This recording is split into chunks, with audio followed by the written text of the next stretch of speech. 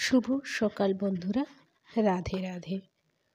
ভগবদ্গীতা পাঠ করলে যেহেতু ভগবদ্গীতা স্বয়ং পরমেশ্বর ভগবানের মুখনিসৃত বাণী, তাই এই গ্রন্থ ভগবদ্গীতা পাঠ করলে অন্য কোনো বৈদিক সাহিত্য আর পাঠ করার দরকার হয় না।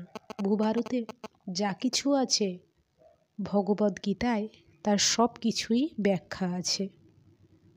সম্পূর্ণ ব্যাখ্যা শ্রীকৃষ্ণ তার মুখনিসৃত বাণীতে করেছেন।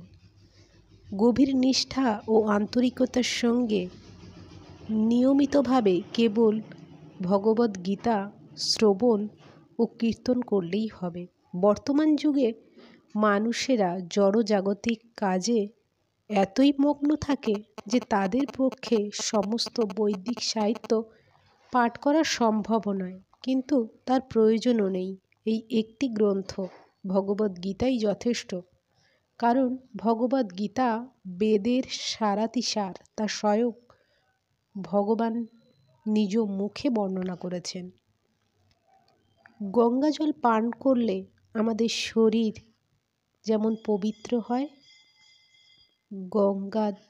ভগবদ্গীতাও পাঠ করলে আমাদের মন আত্মশুদ্ধি হয়, আমাদের মন প্রফুল্ল হয়, আধ্যাত্মিক জগতের সম্পর্কে আমরা জ্ঞাত হই। গঙ্গাজল পান করলে অবধারিতভাবে মুক্তি পাওয়া যায় যেমন, আর যিনি ভগবদ্গীতা পূর্ণ পিপাসু পান করেছেন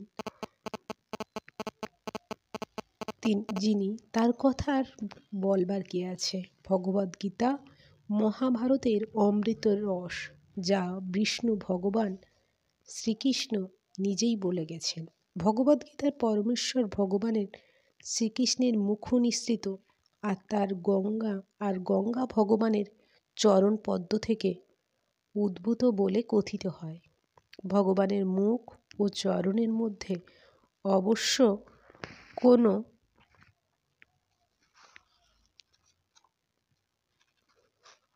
পার্থক্য নেই, তবে নিরপেক্ষভাবে বিচার করলে এটি বুঝতে অসুবিধা হয় না যে ভগবদ্গীতার গুরুত্ব গঙ্গার চেয়েও বেশি।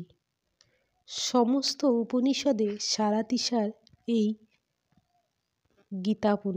গীতাপনিষদ। ভগবদ্গীতার একটি গাভীর মতো এবং রাখাল বালক রূপে প্রসিদ্ধ ভগবান শ্রীকৃষ্ণ এই গাভীকে দহন করেছেন। অর্জুন যেন ঠিক গোবৎসের মতো জ্ঞানী গুণী ও শুদ্ধ ভক্তেরা ভগবদ্গীতার সেই অমৃতময় দুগ্ধ পান করে থাকেন আর তার থেকে পরম আত্মশান্তি লাভ করে থাকেন। রাধে রাধে।